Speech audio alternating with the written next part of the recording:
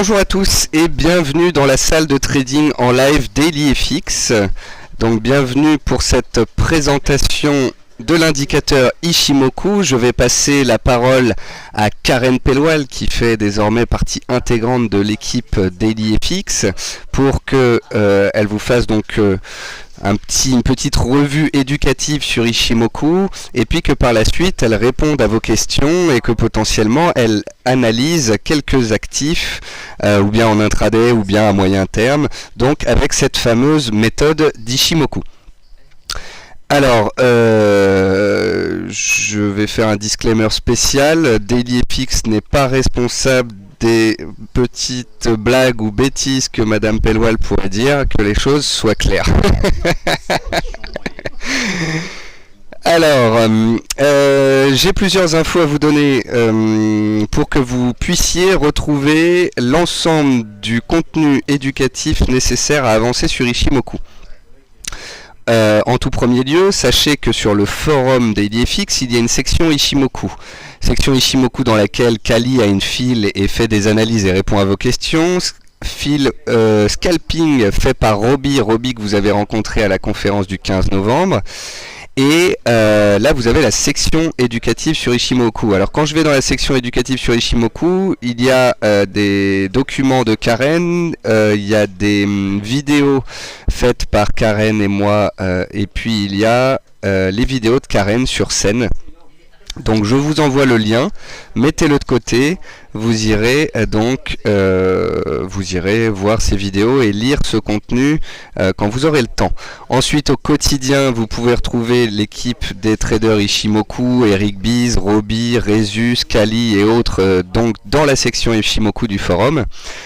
Comme vous le savez, bon, Karen ne peut pas non plus être partout, hein, elle est déjà dans les conférences, dans les salons, elle est sur le site DailyFX, elle est sur Twitter, donc sur le forum elle n'y est pas, mais bien évidemment Karen fait régulièrement des émissions chez nous, ce qui vous permet de lui poser vos questions et d'avoir des réponses.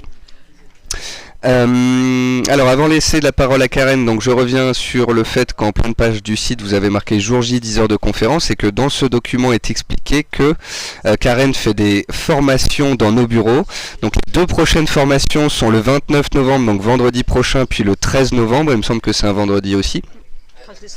13 décembre, excusez-moi. Et donc, en fait, pour toute personne qui ouvre un compte et qui dépose des fonds chez FXCM, vous avez une réduction, ce qui revient pratiquement à rien payer pour la formation de base. Donc, si vous voulez en savoir plus, vous appelez FXCM au numéro gratuit 0800 90 95 44. Et puis, dernière petite chose concernant Ichimoku pour finir.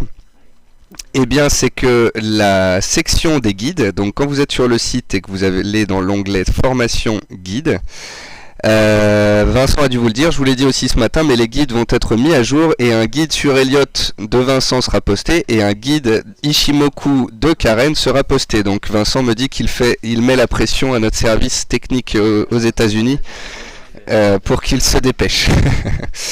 Voilà, donc un guide à venir, une section sur le forum, une file de discussion sur le forum, des webinaires et analyses récurrentes de Karen sur le site.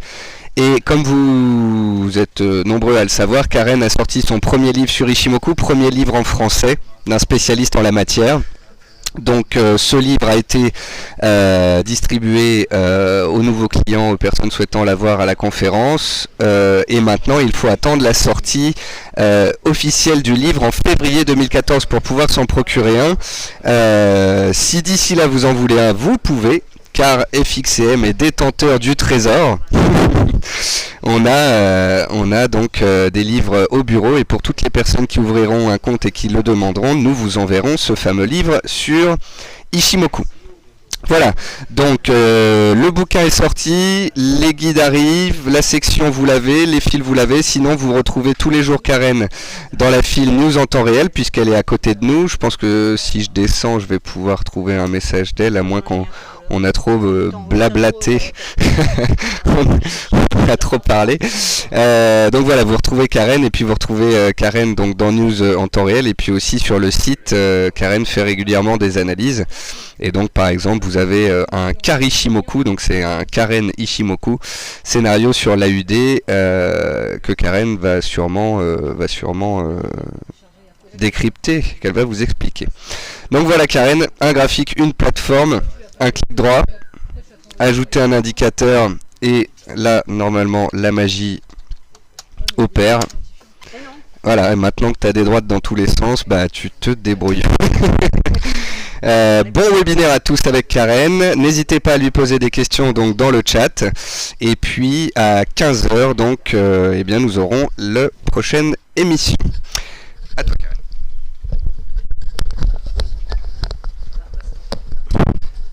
Ah, t'as une grosse tête, hein. Il faut que je réduise le casque. Bonjour à tous, je vous salue tous. Là j'ai vu qu'il y avait pas mal de monde déjà qui était connecté. Donc je vais prendre la relève dans cette journée spéciale fort intéressante. Donc je suis mon collègue Jean-Étienne ce matin qui vous a parlé de façon très pédagogique et très bien faite sur les moyennes mobiles. Ma petite réflexion que je lui ai envoyée et à laquelle il n'a pas répondu par la force des choses, c'est que lui, à la différence de moi, il va lui falloir un certain temps pour trouver ses moyennes mobiles, etc. Donc c'est un travail vraiment de recherche. La différence avec moi, c'est que c'est beaucoup plus rapide. Donc là, je suis en train de modifier mes couleurs pour voir quelque chose. C'est beaucoup plus rapide parce que voilà, à part la modification des couleurs, il n'y aura pas grand chose d'autre à faire, contrairement à ce que peut faire Jean-Étienne pour trouver ses bonnes moyennes mobiles. Bon, ceci dit, son système marche extrêmement bien, mais voilà, ça demande de se triturer un petit peu les neurones. Alors je dirais, pour faire simple, je vais commencer par faire une petite partie éducative sur l'Ishimoku pour expliquer à ceux qui ne connaissent pas de quoi il retourne exactement, justement par rapport au système des moyennes mobiles. Et ensuite, je passerai sur certains actifs, notamment ceux qui nous agitent beaucoup ici chez FXCM, à savoir le pétrole, l'AUD, voilà les petits favoris qu'on est tous en train de suivre. Alors l'Ishimoku, voilà comment ça se présente. C'est un indicateur qui est donc complet et qui est très simple. C'est-à-dire que vous avez en tout et pour tout 5 droites. En fait, on en retiendra 2 qui fonctionnent comme les moyennes mobiles, mais qui ne sont pas des moyennes mobiles puisqu'elles sont calculées sur des points moyens. Donc nous avons une droite qui prend en compte 9 périodes, donc on prendra le point haut et le point bas sur 9 périodes, les 9 périodes précédant la bougie, et on va diviser par 2 et non pas par 9 comme une moyenne mobile. Ensuite vous aurez celle-ci qui prend une période de temps beaucoup plus élevée puisqu'elle va prendre 26 périodes. Donc même chose, on prendra le point haut, le point bas sur les 26 périodes et on divisera par 2. Alors pourquoi c'est différent des moyennes mobiles outre le calcul? Tout simplement parce que par exemple ici vous voyez, ou là par exemple, ici aussi, vous voyez que nous avons des grands paliers. Alors ces grands paliers, ce sont quoi? Ça veut dire simplement que sur les 26 dernières périodes, on n'a pas fait de nouveau plus haut, on n'a pas fait de nouveau plus bas, donc ça nous manifeste bien un range. Et ça va nous permettre de trouver des supports et des résistances tout seul. Donc ici, là, voilà, ici nous avons une grande droite, ici, voilà, à ce niveau-là, donc ça, c'est un support, ou c'est une résistance si on est en dessous. Là, on a cassé quelque chose, on va chercher le niveau suivant. Donc c'est un petit peu comme ça qu'on va fonctionner. Donc ces 2 droites-là sont celles qui vont coller le plus près des prix, et elles vont se lire comme les moyennes mobiles, en sens où celle-là, la première, nous donnera un système d'alerte, c'est-à-dire qu'à partir du moment où on la casse, la tendance prévalente est mise en danger, c'est-à-dire que là, nous étions baissiers, il y a des chances qu'effectivement, on passe haussier. Alors, il y a une différence entre passer haussier, un renversement de tendance, et simplement une correction dans la tendance. Donc, c'est la deuxième droite qui nous donnera cette information pour savoir si on est justement dans un renversement ou simplement dans une correction. Donc ça, ce sont les moyennes mobiles. On oublie les croisements. Là, en l'occurrence, ça a bien fonctionné. Mais quand on est sur des temps assez courts, en fait, ces croisements vont arriver trop tardivement et on sera souvent à contre-tendance. C'est-à-dire que quand vous allez avoir une validation d'un croisement à la hausse, eh ben, vous verrez que vous êtes sur le point haut. Donc vous allez entrer à l'achat sur un point haut. Donc c'est un petit peu dommage. Donc surtout, ne tenez pas compte des croisements. Clairement, ça arrive souvent à contre-tendance. Maintenant, sur le plus long terme, effectivement, quand on a des mouvements de tendance bien identifiés, ça fonctionne fonctionne comme sur les moyennes mobiles. Mais nous avons d'autres façons de déterminer qu'une tendance est en train de démarrer que ce croisement de ces deux droites qui est assez classique, et dans ce cas-là, utiliser simplement des moyennes mobiles ordinaires. Donc voilà pour ces deux droites-là. Ensuite, nous avons deux autres droites qui sont différentes puisqu'elles vont être projetées dans le futur. Vous voyez ici sur mon écran que j'ai déjà quelque chose qui apparaît. Ces deux droites-là sont en même temps que les prix. Elles sont comme des moyennes mobiles. Elles se trouvent exactement sur la même ligne horaire. Par contre, ces droites-là vont être projetées. Donc nous en avons deux. Pareil, nous avons une SSA qui en fait n'est autre que la moyenne entre ces deux droites-là. Donc elle va nous prendre la moyenne de l'équilibre des prix à ce niveau-là et nous le projeter 26 périodes en avant. Donc on va partir de là, on va compter 26, on va prendre la moyenne ici et on va la projeter. Donc c'est pour ça que nous avons ce mouvement en avant. Ensuite, vous avez cette droite-là qui est la deuxième droite importante après celle-ci qui s'appelle la SSB.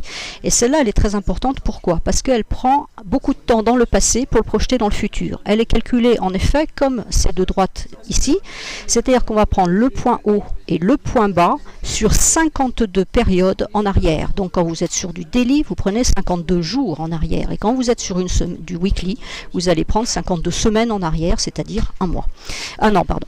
Donc on va prendre ça et de la même façon on va le projeter. Alors, quelle est l'information qu'on va tirer de ce fameux nuage? Ce fameux nuage, en Ishimoku, représente une zone d'équilibre.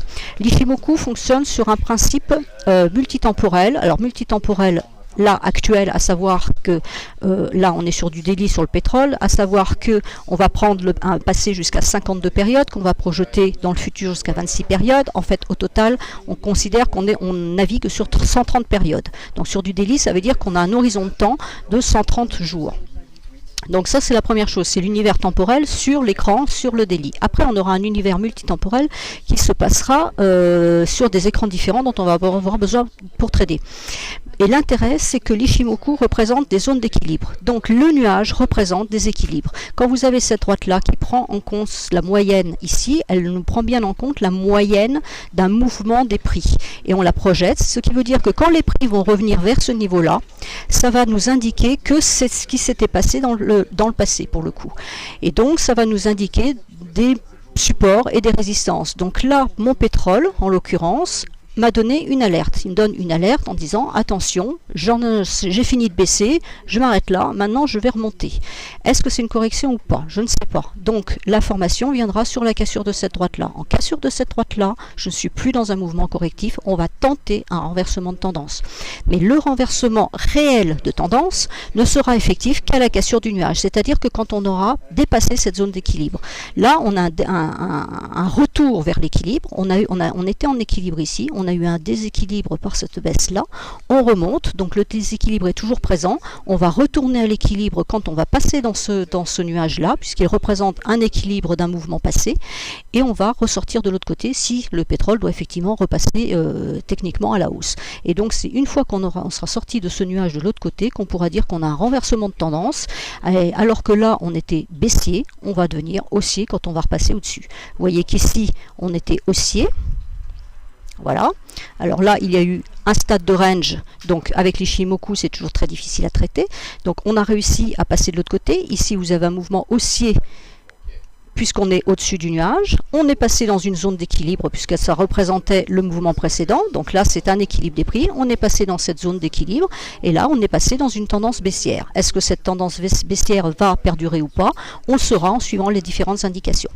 Donc voilà, deux droites qui fonctionnent comme des moyennes mobiles, qui nous donnent vraiment le pouls du marché immédiat. Deux droites qui construisent un nuage et qui sont projetées dans le futur et donc qui vont nous donner des informations pour le futur. Vous pouvez noter aussi l'élément important, c'est ce genre de configuration avec un twist. Donc le twist apparaît ici, mais quand mes prix eux sont ici, donc moi je sais qu'en regardant mon écran, je sais qu'ici il y aura un passage faible. Bon là les prix ont décidé de passer par un passage plus large.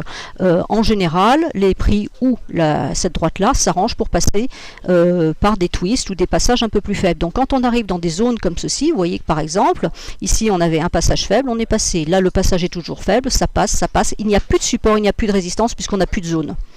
L'équilibre est faible, ça dit bien ce que ça veut dire, donc on reste dans un déséquilibre parce qu'on n'arrive pas à retrouver un équilibre. Donc voilà. Enfin, la dernière droite qui apparaît dans ce système, c'est celle-ci. C'est la droite que j'appelle lagging span. En anglais, to lag veut dire retardé ou décalé, donc c'est bien décalé, puisque ce sont les prix en clôture décalés de 26 périodes en arrière. Donc là, nous avons la clôture, bon, qui n'est pas effective pour le moment, mais pour le moment, le dernier point sur le pétrole est ici. Vous voyez que ma lagging span est ici. Donc cette droite est intéressante. Pourquoi? Parce que là, par exemple, dans cette configuration-là, nous avions une baisse des prix pour aller chercher le bas du nuage. Et vous voyez que la lagging span, elle, n'est pas arrivée à descendre sur le bas du nuage. Donc là, on se doutait ici qu'on ne casserait pas le nuage parce qu'elle n'arrive pas à descendre. Son support est à ce niveau-là et elle n'est pas allée le chercher. Par contre, quand les prix remontent, vous voyez qu'ils n'arrivent pas à monter plus haut. Pourquoi ils n'arrivent pas à retourner chercher cette droite qui est une droite aimant fort, au même titre que cette droite-là? Ce sont deux droites à aimant fort. Pourquoi elle n'arrive pas à remonter? Simplement parce que la lagging span n'arrive pas à sortir de son nuage. Donc là, c'était une information comme quoi la hausse ne reprendrait pas. On était définitivement baissé. Et la cassure ici était un signal, un premier signal de vente qu'on confirme après par la sortie de la lagging span du nuage. Donc cette droite qui représente des prix, elle va fonctionner exactement de la même manière que les prix. C'est-à-dire que tous les obstacles qu'on va pouvoir rencontrer pour les prix, à savoir ces deux droites-là, le nuage, les supports résistances qu'on peut tracer, la lagging span va les rencontrer de la même façon et va interagir en même temps. Donc l'idée, c'est pas de dire j'ai deux représentations de prix, laquelle il faut que je regarde. Non, on regarde de toute façon toujours, quelle que soit sa méthode, on regarde en priorité les prix, puisque ce sont les prix qu'on trade. Donc même pour ceux qui aiment mettre des RSI, des MACD, des stochastiques, etc., qui sont en dessous, c'est pas du tout incompatible, hein, je n'y vois absolument aucun inconvénient, mais on a trop tendance à se référer à ces indicateurs, ces oscillateurs et tout ce qu'on peut en dessous, et on oublie de regarder les prix. Donc je suis assez pas tranchante mais assez affirmative là-dessus. On regarde d'abord les prix. Donc en l'occurrence dans l'Ishimoku, on va effectivement d'abord regarder les prix et on va regarder où ils se situent par rapport à cet ensemble, par rapport au nuage, par rapport à cette droite, par rapport à cette droite. Le deuxième regard va se porter donc sur la lagging span, qui est une autre représentation des prix. Donc quand j'ouvre mon graphique, je regarde où sont mes prix, où ils se situent dans cet ensemble. Deuxième chose, où se situe cette droite-là. Donc je n'ai bien regardé que les prix. Et après, je vais faire mon analyse un petit peu plus approfondie pour dire, bon, donc quand je suis ici, dire voilà, qu'est-ce qui se passe? J'ai des prix qui essayent de monter, qui n'y arrivent pas. Qu'est-ce qui se passe? Mes prix n'arrivent pas à sortir parce que j'ai la lagging span qui coince ici. Et donc tout ça, ça va être des informations. Ici, de même, vous voyez que on a eu un arrêt des prix sur le nuage. Donc vous voyez que cet arrêt des prix sur le nuage, ça s'est arrêté. Et ma lagging span de l'autre côté s'est arrêtée sur ma Kijun. Donc là, c'était un signal d'achat. On s'arrêtait, on faisait une petite mèche dans le nuage, on remontait. L'autre côté, on retentait, ça ne passait pas, ça remontait, la lagging span rebondissait, elle n'a pas vraiment d'obstacle puisque sa bougie est toute petite et ça passe. Donc là, on a bien une confirmation d'un achat, donc c'est un achat court terme, hein, puisque c'est du daily là, donc un achat court terme sur le pétrole. Donc ensuite, on va continuer, on va dire, ah là c'est bon, on a cassé la Kijun. Donc là du coup, c'est un vrai signal d'achat. On attend toujours la période suivante, quelle que soit la période sur laquelle on se trouve. Quand on trade en 1 minute comme je fais par exemple, on va attendre 1 minute, la clôture de la bougie 1 minute et les 20 secondes suivantes pour confirmer éventuellement justement une cassure. On ne rentre pas immédiatement. Donc sur 5 minutes, vous attendrez la minute suivante. Sur un quart d'heure, vous attendrez 5, 6, 7 minutes. Peut-être un peu moins 6 minutes, on va dire. Sur l'heure, il faudra peut-être attendre un quart d'heure. Il faut toujours attendre. Pourquoi? Parce que vous avez des mouvements derrière sur la bougie suivante. C'est-à-dire qu'ici, on a eu un mouvement haussier. On a cassé la Kijun, effectivement. Donc c'est un signal d'achat, puisqu'on casse cette droite-là. Et derrière, vous voyez que ça ne confirme pas, on repart immédiatement à la baisse. Il n'y a pas de mèche, mais on aurait très bien pu avoir une grande mèche, voilà, du style de celle-ci par exemple, hein, une grande mèche qui monte et on aurait dit, super, on est haussier, on achète. Alors si on est très court terme, c'est pas un problème. Si on est en swing, eh ben, on va se faire avoir, parce qu'on peut très bien avoir une très belle mèche comme ça et on clôture en dessous de cette droite-là, donc on invalide le signal. Donc c'est pour ça que dans mes analyses, je suis toujours très prudente et je dis toujours, attention, on attend confirmation du signal. Donc au niveau du trading maintenant, il va falloir, pour les Shimoku, trader sur 3 écrans, sur 3 unités de temps. Donc là, c'est l'autre multidimension. Donc pour les gens qui vont être, par exemple, en swing, hein, ceux qui prennent des positions sur quelques jours, là je prends donc l'exemple du pétrole, qui nous plaît bien à toute l'équipe. Donc nous avons eu, en délit, nous avons eu la cassure de la Tenkan. Cette droite est une alerte. Donc, comme je l'ai dit tout à l'heure, on casse et on dit « Ah, il se passe quelque chose, la tendance qui est ici pourrait être terminée. » Maintenant, on peut jouer ce mouvement-là, c'est-à-dire je rentre ici, je vais chercher l'autre niveau, la résistance qui est à ce niveau-là. Cette droite, c'est la plus forte. Dans le système, nous avons deux droites fortes, la Kijun et la SSB. La SSB, c'est pour le nuage, et la Kijun, c'est donc pour l'immédiat. C'est elle qui nous donne les signaux d'achat et de vente. Donc, quand on la casse dans un sens à la baisse, c'est un signal de vente. Quand on la casse dans le sens, c'est un signal d'achat. Donc, il faudra toujours attendre, par contre, la validation, c'est-à-dire que cette droite-là étant puissante, on a toujours un test derrière. C'est-à-dire qu'on va casser dans un sens, on va revenir tester avant de repartir. Donc pour quelqu'un qui n'a pas pris la baisse, par exemple, il va pouvoir se repositionner en revenant chercher ce niveau-là. Donc là, mon pétrole, je dis, ok, là pour le moment, on a un mouvement haussier qui ira au moins jusqu'à ce niveau-là, c'est-à-dire, on va le mettre en ASC, ça sera plus intelligent, jusqu'à 97,12, voire 97,81. Donc c'est le point à viser pour le moment. Donc ça, j'ai mon idée, j'ai regardé mon délit, j'ai mon idée. Maintenant, je vais passer sur le 4 heures pour voir où en sont les cours. Alors l'unité 4 heures pour le swing et l'unité 15 minutes sont les deux meilleures unités en Ishimoku. Ce sont les deux les plus puissantes qui donnent les meilleurs signaux. Donc si vous êtes très court terme, vous avez le 15 minutes comme fil directeur. Quand vous êtes swing, vous avez le 4 heures. Donc là en 4 heures, voilà ce qui se passe. On a eu ce grand mouvement hier. Donc là aujourd'hui, on essaye de faire une correction. Ça a énormément de mal. Personnellement, j'attendais qu'il redescende jusqu'ici pour reprendre le pétrole parce que je ne l'ai pas pris hier. J'étais pas devant ma plateforme, donc j'ai pas pu le prendre. Donc j'attendais qu'il redescende ici. J'ai le même niveau que Nicolas, vous voyez, 94,50. Ça pourrait descendre jusqu'ici, 94,17. Donc qu'est-ce qui se passe ici? Vous voyez que la lagging span, elle, par contre, est montée. Est montée jusqu'ici, puisque si je mets ma droite à ce niveau-là, vous voyez qu'elle n'est pas sortie du nuage. Donc elle, pour le moment, ne valide pas la hausse. Malgré l'information haussière qu'on a ici et la cassure ici de cette droite-là, le sortie du nuage et le passage de l'autre côté du nuage. Donc là, sur 4 heures, on me dit bien que j'étais en tendance baissière, que je passe de l'autre côté et je passe en tendance haussière. Alors, les deux petites choses que je module dans cette hausse du pétrole pour le moment, c'est d'abord ce passage-là qui était assez laborieux alors qu'on avait un passage faible. Donc bon, là c'est passé, je ne peux pas le nier, c'est de l'autre côté, donc on est en tendance haussière, mais je reste prudente. Là pour le moment, cette droite est à l'horizontale, donc quand cette droite est à l'horizontale, ça veut dire que pour le moment, le mouvement est terminé, ou du moins est en pause, donc c'est bien ce qu'on se constate, puisque les bougies sont à l'horizontale. Là il semblerait que ça veuille redémarrer, mais je ne rentrerai pas à l'achat tant que cette droite-là ne sera pas sortie. C'est elle vraiment qui va me valider le mouvement haussier. Bon, pour bien faire, j'aurais aimé que ça redescende jusqu'ici, mais ça n'a pas l'air d'être vouloir le cas. Donc là, après, ce qui va se passer, c'est qu'on va chercher les objectifs. Donc voilà, en voilà un. Après, on en a un autre ici. Après, on en a un autre ici. Donc ça, ce sont les objectifs à la hausse. Et à la baisse, il ne faut pas qu'on casse ces deux niveaux-là. Voilà, on a le droit de descendre, enfin pas moi, mais le pétrole en l'occurrence, a le droit de descendre jusqu'à ce niveau-là. Vous voyez qu'il y a un danger puisque ce niveau-là est faible. Nous avons un nuage qui est faible. Donc, si le pétrole venait brutalement à se retourner pour une raison XY, il faudrait impérativement surveiller ces deux niveaux, donc 94,14 et 93,91. Là, il y a un danger pour le moment tant qu'on est là. Donc vous voyez, jusqu'à cette période-là, il y a un danger que éventuellement ça puisse repasser à la baisse. Mais bon, pour le moment, je privilégie la hausse. Donc l'idée est là, c'est que là, j'achèterai au-dessus de ce niveau-là et le premier objectif est ici. Donc tous les obstacles que je vais rencontrer ne sont pas des sorties de position. C'est simplement dire, attention, quand ça va buter là-dessus, il y aura un petit mouvement correctif. Mais ça repartira, petit mouvement correctif, ça repartira, petit mouvement correctif, et ça passera. Ou alors ça s'envole. Donc l'autre... Oh, non, je me suis trompée. L'autre résistance, voilà, la plus intéressante se situe ici. Voilà, ça c'est la résistance 99,46. Donc si on casse ce niveau-là, pour moi, on va chercher ce niveau-là, tout simplement. Donc ça c'est l'idée. Donc sur le H4, je vais faire ma stratégie. Donc la stratégie, il y en a deux. Ou là, il arrête de corriger, il a fini sa correction et il va repartir à la hausse. Et dans ce cas-là, je rentre au-dessus de ce niveau-là et je devise en fonction de ce que je mets et combien de temps je vais être sur le marché. Donc ça, tout ça, ce sont toutes des références personnelles qui n'ont rien à voir avec l'Ishimoku. Je vais aller chercher ces différentes résistances. Voilà.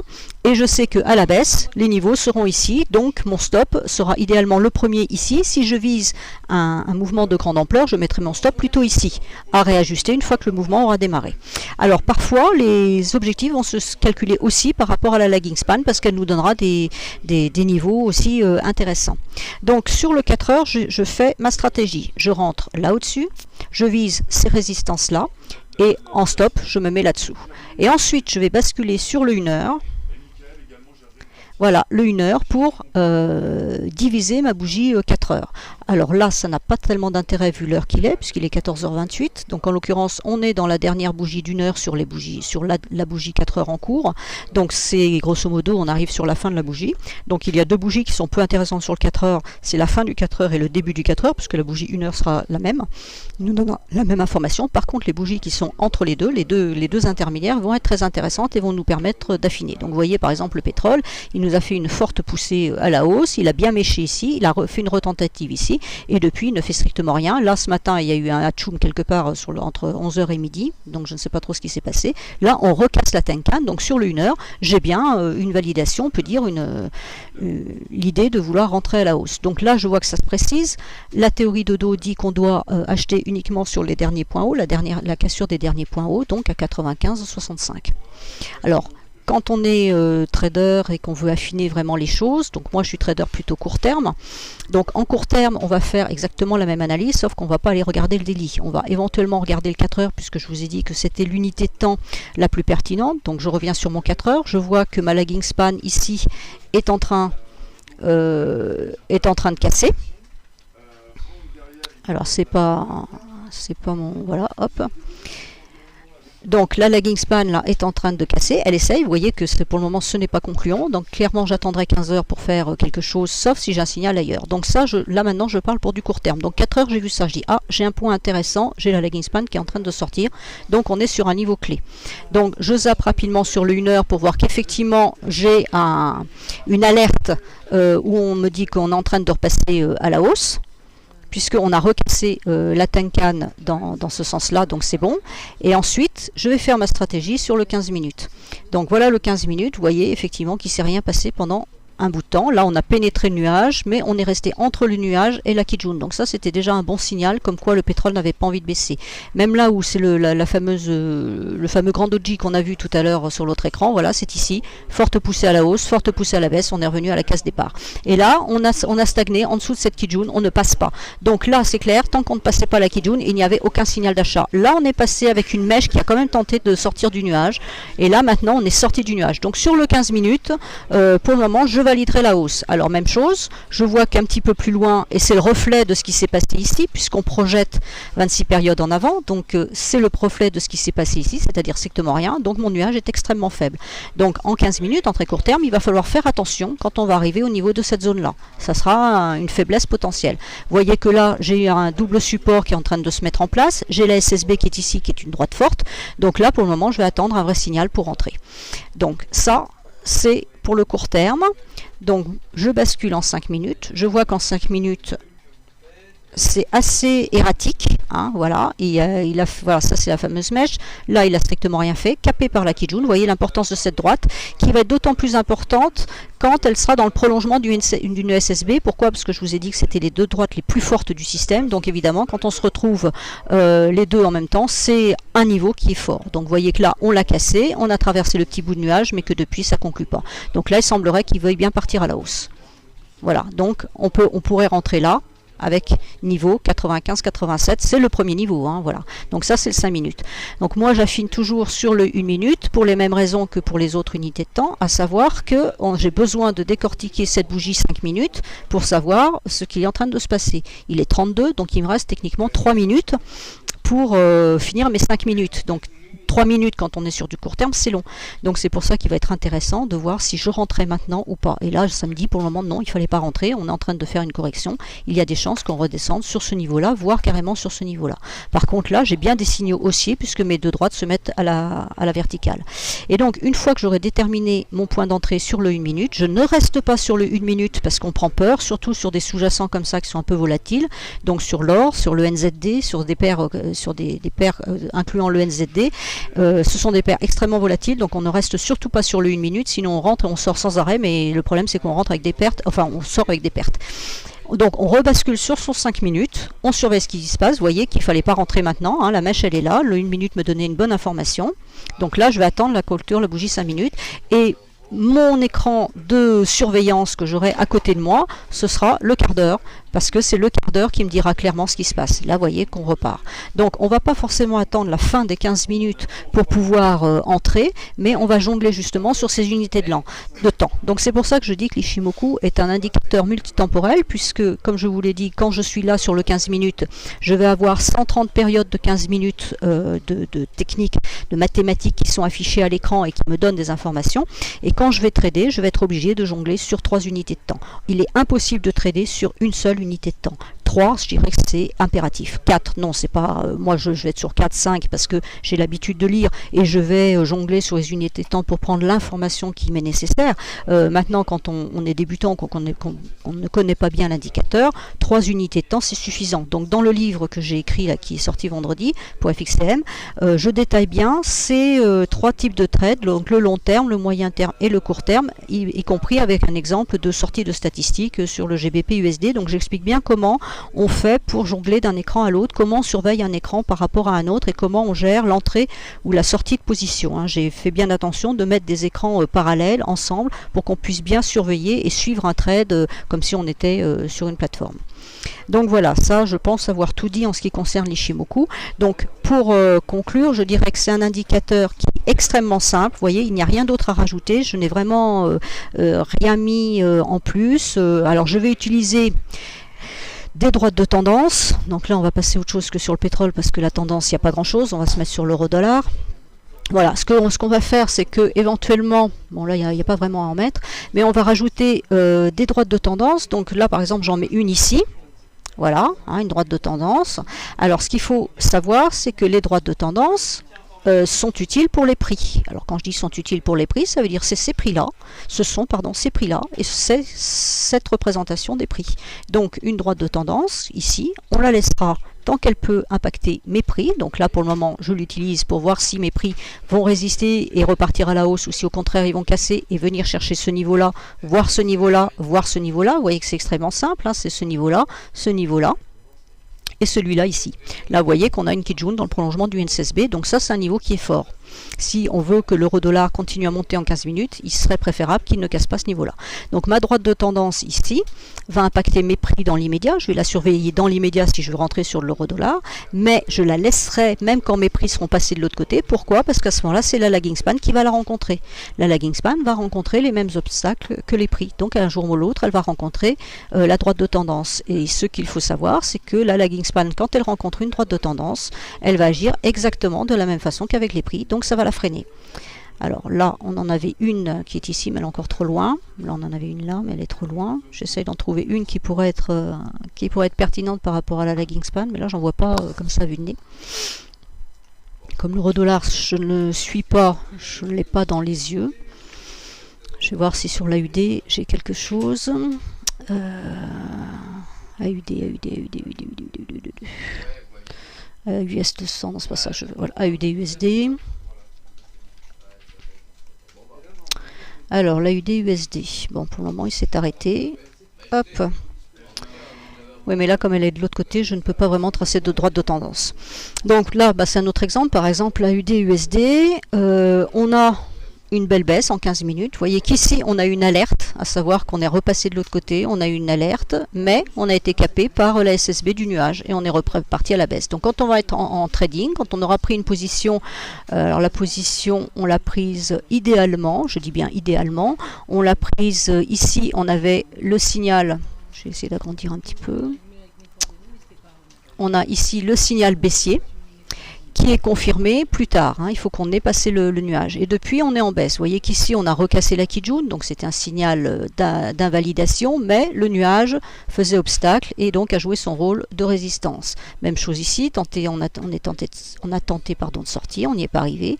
Là, on est sorti, on a végété, on a tenté d'aller chercher le haut du nuage et vous voyez qu'on n'y est pas allé du tout. hein, on n'a même pas touché, donc là il n'y a pas à s'affoler, on reprend la baisse, si on est sorti, voire on reste dans sa position. La même chose, on est venu chercher ça, on est venu chercher ça, et vous voyez que l'AUD pour le moment, il n'arrive pas à remonter, qu'il est complètement capé par cette droite-là. Cette droite-là fait obstacle ici, elle a empêché les prix de passer par ici, et maintenant on commence à avoir un nuage qui s'épaissit, donc la hausse paraît un petit peu compromise à ce niveau-là. Alors ça me perturbe un petit peu pour ma théorie, mais enfin bon, je la garde quand même. Donc pour ceux qui ont vu mon analyse sur l'AUD, j'évoquais un système en ABC, hein, vague A ici, vague B ici, vague C ici. Alors mon idée était la suivante. Donc là, c'est le weekly. Donc on a cassé, la seule chose qui me gênait dans ma stratégie malgré tout, c'était qu'on avait cassé la Kijun, donc qui pour moi est un signal vendeur. Donc ce que j'espère, c'est que dans la journée, on ait un rebond, parce que je crois en fait à une correction au niveau du dollar US qui pourrait faire corriger toutes les paires en dollars. Ce qu'a dit Nicolas tout à l'heure, je valide assez son idée. Donc vous voyez ici, mon idée, elle est là. Hein, c'est que là, on a un support qui est assez fort ici, hein, enfin c'est un cluster, c'est-à-dire que c'est un double support ici, vous voyez, entre ces deux niveaux-là. L'idée donc pour moi c'était qu'aujourd'hui on cassait ça, éventuellement sur mèche, à ce niveau-là, qu'on remonte. Comme on a 3 bougies rouges, l'idée c'est d'avoir une bougie bleue derrière et qu'éventuellement on repartirait. Et pour faire ce mouvement que j'ai identifié sur le weekly, donc en A, B, C. L'idée est d'aller chercher ce niveau-là, voire carrément de repasser au niveau haussier. Alors quand je fais une projection du point de la droite, alors je ne peux pas descendre plus bas parce que je suis bloqué par le système, hop, voilà. Voilà, donc l'idée elle est ici, c'est ça, vous voyez. Voilà, si je projette, j'arrive à ce niveau-là. Alors là, si je vais prendre le point bas qui est ici, normalement, ça me fait arriver sur ce niveau-là, qui est beaucoup plus pertinent. Vous voyez qu'ici, j'ai beaucoup de niveaux, hein, de résistance, et pour moi, le point D est ici. Alors, je dois avouer que pour le moment, ma stratégie ne se déroule pas exactement comme j'aurais voulu. Mais bon, en analyse technique, on a des idées, on évalue des scénarios. Maintenant, ça marche ou ça ne marche pas. Il faut simplement être en alerte. Tout ça pour dire que jusqu'ici, on était en scénario baissier sur l'AUD, que je valide parfaitement puisqu'on a eu une alerte baissière ici qui a été très forte. On est remonté chercher la Kijun, on ne l'a pas traversée. Ici, on a tenté de remonter le long du nuage et vous voyez que ma lagging span, elle, avait bien cassé ses prix et tenté de remonter le long des prix. Tout a été bloqué ici. Vous voyez l'attrait de la lagging span à ce niveau-là. L'intérêt de la lagging span ici, elle a buté sur le bas de cette bougie là, et donc ici on est sorti du nuage mais on n'a pas continué, et là on a une forte baisse en 3 bougies. Alors est-ce que cette forte baisse est le dernier mouvement de ce mouvement là? Peut-être, je ne sais pas. Pour le moment c'est vrai que j'aimerais que d'ici ce soir on remonte. Si on faisait une mèche ici pour clôturer à ce niveau là, je remettrais mon scénario au goût du jour.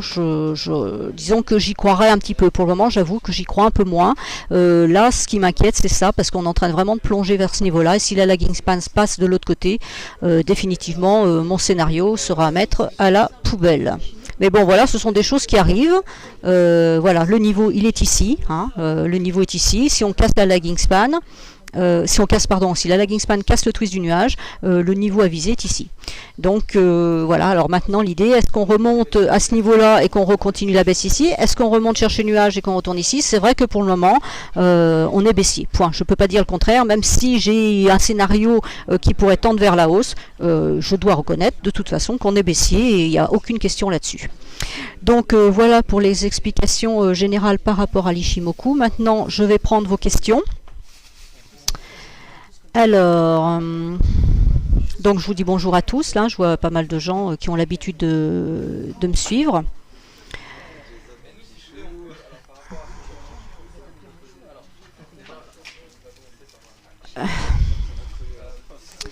Alors, visiteur qui me dit pardon de chipoter, ce sont des courbes et pas des droites. Désolé de vous contrarier, on parle de droite et non pas de courbe. Alors...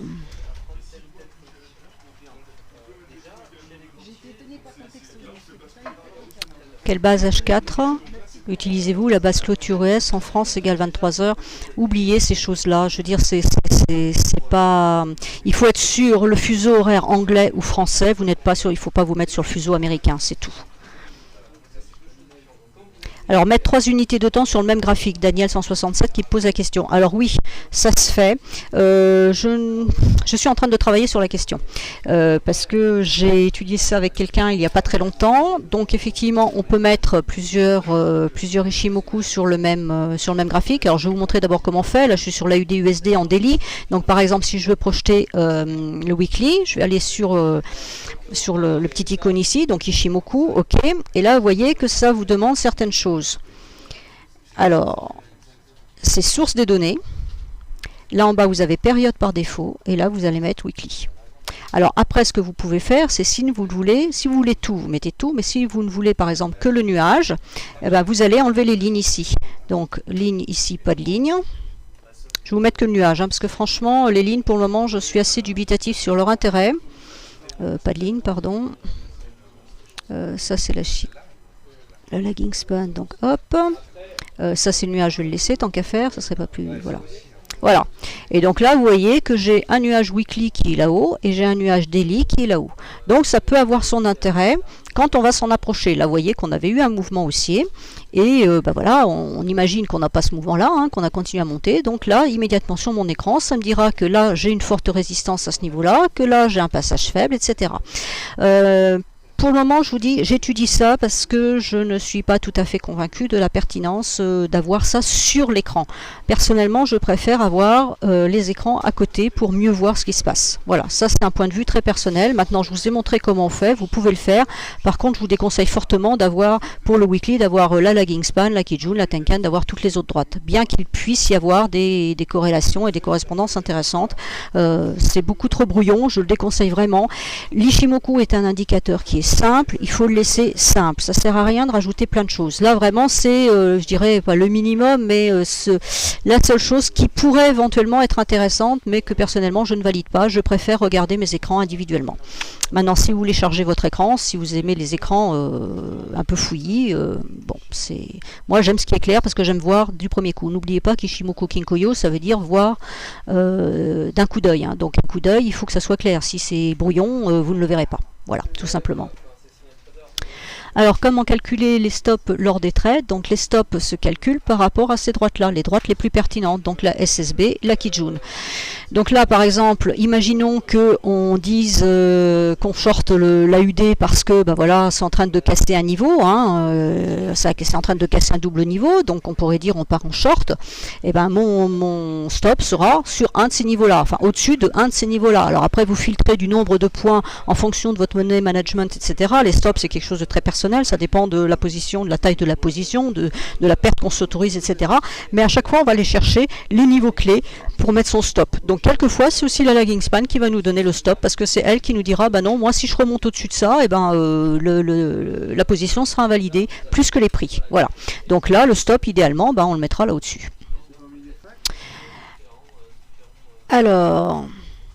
Alors pour trader en scalp, non, définitivement. Alors H4, oui, moi je m'en sers pour faire une étude générale, pour voir où on en est. Quand je décide de dire, tiens, sur l'AUD, il fait rien pour le moment, ça m'enquiquine. Voilà, donc je sais pas, je vais aller me chercher une paire au hasard, ou tiens, je vais dire, tiens, qu'est-ce qui se passe? Allez hop, sur le SP. Par exemple, je vais dire, tiens, qu'est-ce qui se passe sur le SP? Je vais scalper. Je vais regarder le 4 heures parce que ça va me donner une idée générale. Le 4 heures, il me dit quoi? Elle est en train de sortir là. Donc c'est haussier, que les bougies sont en train de passer à la hausse, que par contre, j'ai un très fort support qui est à ce niveau-là. Pof. Voilà. Donc, pour mon scalp, je vais me mettre là-dessus. Je vais faire ça comme ça. Je vais dire voilà. Et après, je vais zapper directement sur le 15 minutes puisque je suis censé prendre une position qui dure pas plus de 15 minutes, voire 30 minutes. Donc, vous voyez que le support que j'ai identifié sur 4 heures, il est à ce niveau-là. Donc là, j'ai un autre support avec la Kijun qui est à ce niveau-là sur 15 minutes que je vais identifier. Alors vous voyez, mettre plusieurs écrans, enfin plusieurs Ishimoku sur le même écran, l'astuce elle est tout simplement là, c'est d'identifier en mettant une petite étiquette, ce que j'oublie régulièrement, mais voilà.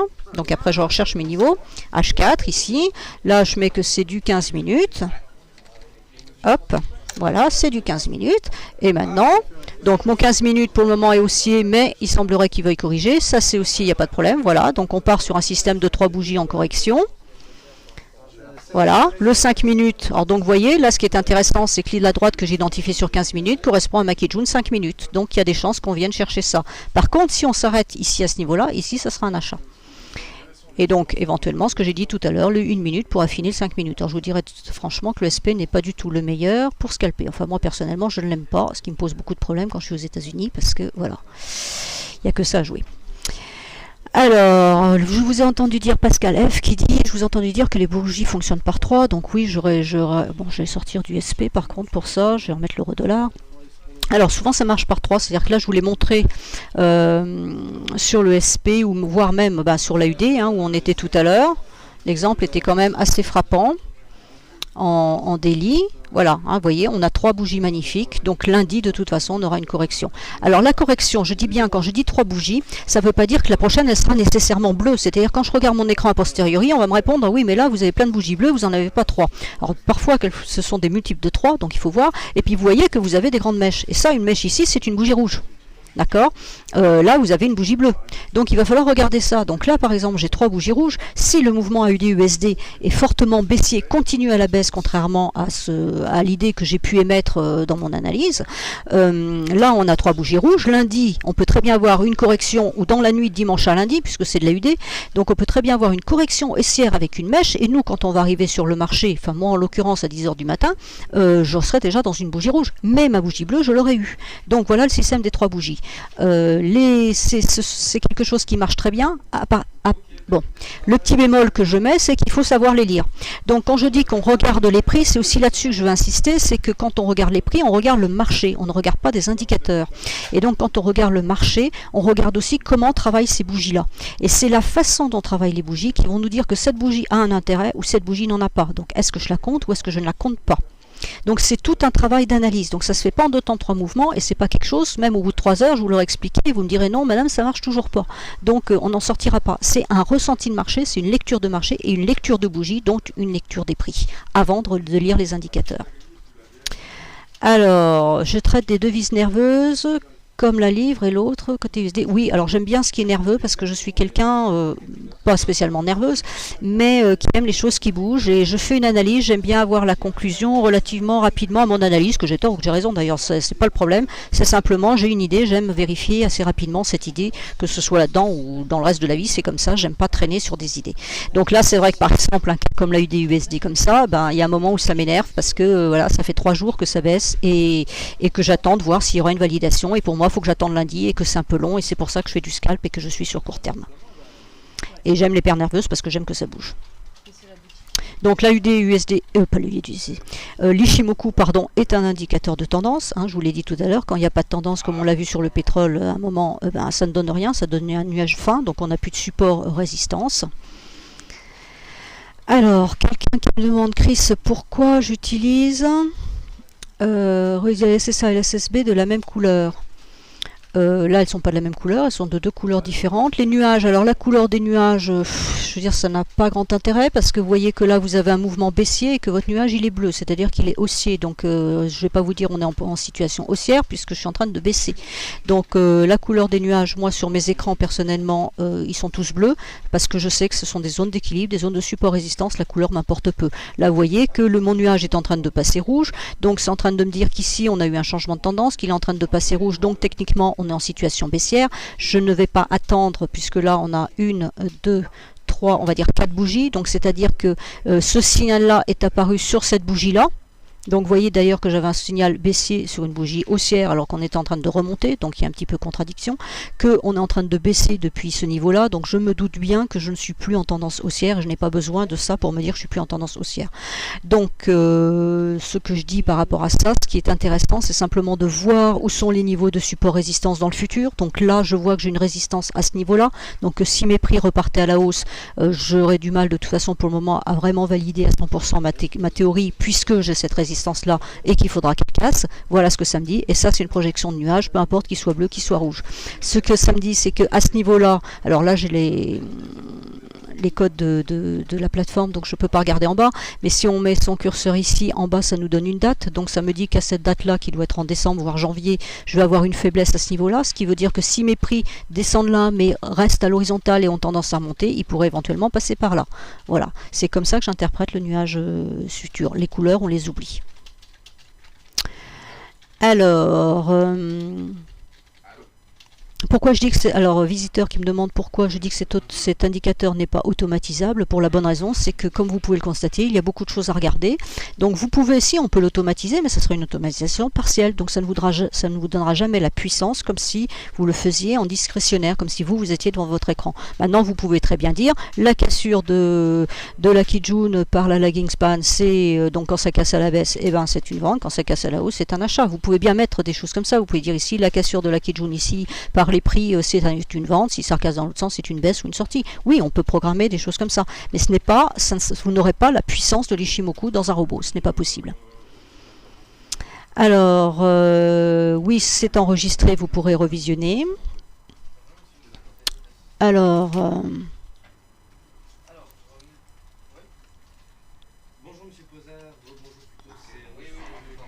donc je ne répondrai pas à la question concernant Kali.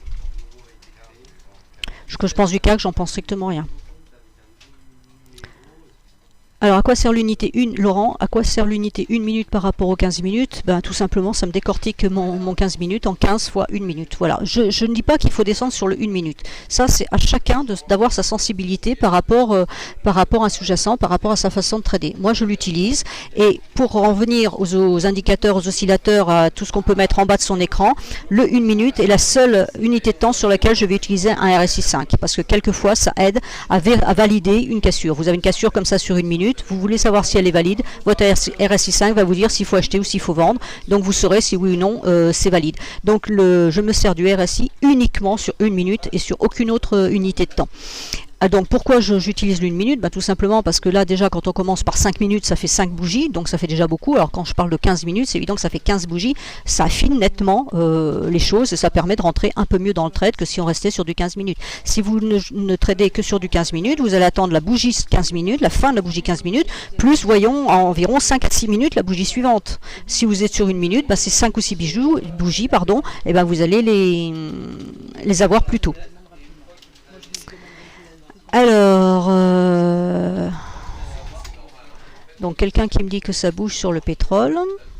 Oui, alors ça bouge, vous voyez le pétrole, voilà, ça c'est le pétrole. Donc en 5 minutes, vous voyez que c'est difficilement tradable. Alors c'est pareil, vous avez certains sous-jacents qui sont à éviter sur très court terme. Le pétrole en 5 minutes, c'est rock'n'roll, quoi. Comme le SP en 5 minutes, c'est aussi pénible. Vous avez le NZD aussi dans le même cas, qui souvent est assez difficile en 5 minutes, qui vont être beaucoup plus faciles sur des unités plus longues. Donc dans ce cas-là, on ne va pas s'exciter sur du 5 minutes si c'est trop rapide. Voilà, alors, le 15 minutes, vous voyez, ce qui est intéressant, ce qui s'est passé, c'est que la baisse que j'avais identifiée tout à l'heure, qu'on a décelé sur le 1 minute, là voilà, on est en deuxième bougie, vous voyez qu'on est allé chercher le bas du nuage, mais que pour le moment la bougie remonte, elle a un triple support à ce niveau-là. Donc là on va surveiller ce niveau-là, et on va surveiller, vous voyez la lagging span essaye de pénétrer les prix. Donc si la lagging span ne pénètre pas les prix, il y a de fortes chances pour qu'elle remonte et voir qu'elle ressorte, ce qui va faire ressortir mes prix, et donc à ce moment-là on dira que ça c'est une zone de support. Mais je suis sur du 15 minutes, donc j'attends la fin de la bougie, c'est-à-dire encore 4 minutes, et il va falloir que j'attende les 5 minutes suivantes. Alors, je finis rapidement parce que j'ai quelqu'un derrière moi. Alors, ce que je scalpe, c'est le GBP USD essentiellement. Et le NZD. Il y a la séance d'autographe aussi, carrément. La séance d'autographe. Tu veux te dire... Non, Nicolas, je ne te dédicacerai pas tant que tu ne le mettras pas sur ton écran. Les divergences avec l'Ishimoku, je ne traite pas de divergences avec l'Ishimoku. Les divergences se font avec le RSI, le MACD, tout ce que vous voulez. Les divergences, je ne les traite pas du tout, elles ne m'intéressent absolument pas. L'Ishimoku n'influence pas le marché, mais attendez, nous sommes des poussières, et ceux qui utilisent l'Ishimoku sont des poussières un petit peu plus grosses, mais on ne va pas influencer le marché à nous tout seuls. Et il ne faut pas oublier que ce ne sont que des indications sur des calculs mathématiques. Là, sur le pétrole, vous avez pu voir que j'ai exactement les mêmes niveaux que Nicolas, qui ne fait pas d'Ishimoku. Donc, vous voyez que c'est une autre façon de lire le marché. Ce n'est pas différent, nous avons les mêmes niveaux. L'Ishimoku est simplement une autre façon de lire le marché et d'avoir des autres informations qui vont nous donner plus de certitude, entre guillemets, autant que le marché puisse l'être. Donc ça va nous dire, non, je ne rentre pas maintenant. Là où certaines personnes, en cassant une résistance, un support, vont, ou même en rebondissant sur ces niveaux, vont rentrer en position, moi je ne vais pas rentrer parce que je vais attendre des validations. Donc effectivement, je vais rentrer avec retard. Il n'y a pas de souci là-dessus. Je le dis, je rentre avec retard. La seule différence, c'est que je rentre avec plus de certitude. Donc là où vous allez rentrer avec 10 CAC par exemple, parce que vous touchez un support ou une résistance, ben moi je vais attendre la validation et je rentrerai avec 100. Et donc le delta qui va se passer entre le fait que je rentre plus tard, eh ben, je vais le rattraper avec une position un peu plus forte. Pourquoi? Parce que mes niveaux seront parfaitement identifiés, parce que j'aurai les validations nécessaires pour entrer sur le marché, et dans ce cas-là, je pourrai mettre une position plus forte et je serai plus confortable dans mon trade que simplement sur une impulsion. Donc je remercie Visiteur qui me dit que il a bien été inspiré par l'Ishimoku. Alors, je vais m'arrêter là puisque j'ai quelqu'un derrière moi pour la suite de cette journée webinaire. Donc, en ce qui concerne le livre, vous avez deux solutions. La première, vous ouvrez un compte ou approvisionnez votre compte chez FXCM et le livre vous sera envoyé gratuitement et vous pourrez participer à une des formations, donc 29 novembre ou 13 décembre. La solution suivante, vous prenez mon adresse email qui est sur le site et vous m'envoyez un email. Voilà, je vous remercie pour votre écoute et je vous dis à bientôt. Le livre sort en mars officiellement pour le public, la Fnac, Amazon et compagnie, ça ne sort qu'en mars. Donc si vous le voulez en avance, ce sont ces deux solutions, soit vous passez par FXM, soit vous passez directement par moi en allant sur le site, chercher mon adresse email.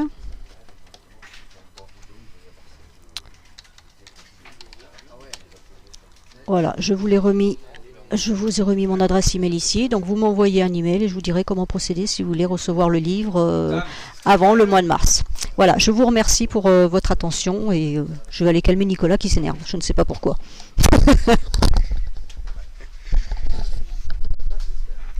Ah, mais c'était un pullback du pétrole sur la lagune avant de repartir.